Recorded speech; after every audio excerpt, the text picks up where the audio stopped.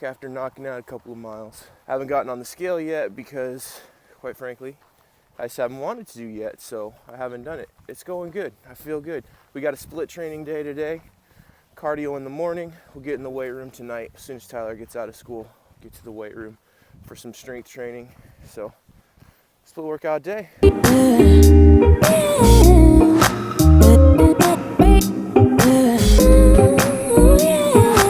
Alright, it is time for Q&A. You've got questions, and I'm going to do my best to answer them. If you want to get your question answered on the vlog next week, I've got a couple of questions that I'm going to answer today, but you can get your question answered on the vlog. Tweet me, Facebook message, Instagram message, or leave a comment right here on YouTube channel, any way you want to do that. But here is one from Anthony. He says this. Hey Thad, Anthony here in Alabama. I got a quick question for you. I'm looking for some new editing software for my videos, and I was curious what kind of editing software you use. I really like the way your videos look, and I'm hoping you can give me some good tips on some editing software. Thanks. There you go. Well, Anthony, I have an answer for you. I'm right now using Adobe Premiere Pro, and let me give you a quick little look at what we got going on here with this. Let's see if I can get there we go. So this is yesterday's vlog, and so let me just kind of scrub through here. So some easy stuff, not too crazy, little drone footage, throw a title over the top, speed it up. Here's a couple of quick tips. To get this little cross dissolve guard right here, it's just Command D in Premiere Pro. I like the layout of Premiere Pro just simply because it's got multiple video tracks, and the video tracks are sizable and the audio tracks are sizable. So when you're really trying to get in here to make sure that your titles like hit on the beat, like right there, you can see how it hits on the beat, the switch hits, and then like over here, this hits right on a beat. I can do that really easily because I can drag these tracks up and then make these so that you can really get in and fine-tune them with the handles on Premiere Pro. I find that that's a little bit easier than Final Cut, because the Final Cut version that I used to use when I edited the TV show, Final Cut was always a little bit more wonky. It was just a little difficult. You couldn't really make the tracks different, and I'm sure maybe they've updated it since then, but Premiere Pro has been really cool. A couple of things I don't like about Premiere Pro is it doesn't have a good generator engine. I was trying to put an arrow into the video the other day, and I couldn't figure out a great way to animate and get an arrow inside Premiere Pro, which on Final Cut that was pretty easy to do. So I've used both.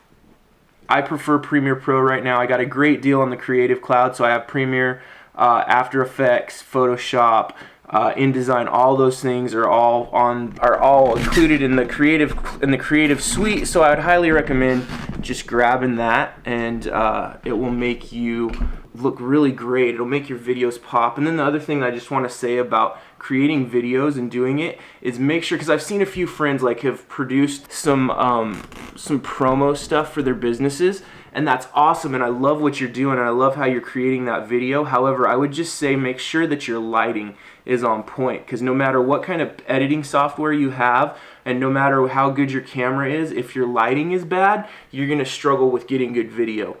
Watch this. Let me just give you one quick thing. Hey Tyler, you want to flip off this overhead light right here? Here's an example. Here's what happens if your light is not lit well. If you're not lit well, watch this. Okay, that's all the lights, just this over. Turn the one, yeah, there we go. Now see, I don't have the fill light, I just have the background hair light on, and see how it creates a dramatic effect, and you've got there's some cool vibe going on.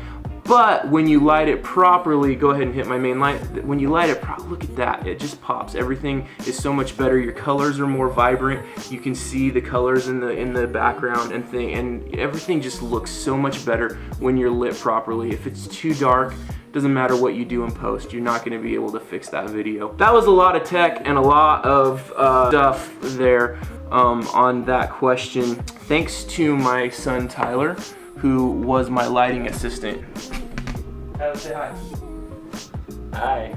Tyler just made his official cameo on the vlog. He was a little upset that his little brother made it onto the vlog before he did, so there was Tyler's official. Next question. Isaac in Colorado Springs asks, which things do you wish you knew when you first started a business? Which things did I wish I knew when I first started a business? I think the first thing that I would say that probably nobody told me, that I wish somebody would have told me, was just no matter what you do, stick to it. And things will get hard, especially when you start something from scratch and you start something new. Things will be very hard. And anytime you do something new and you begin to create new habits and new things, it is really hard. It's discouraging at first. You might find some opposition and people will say, that's not gonna work. Oh, you'll never be successful at that. All of those things, and I would just say, just block out the haters and stick to it.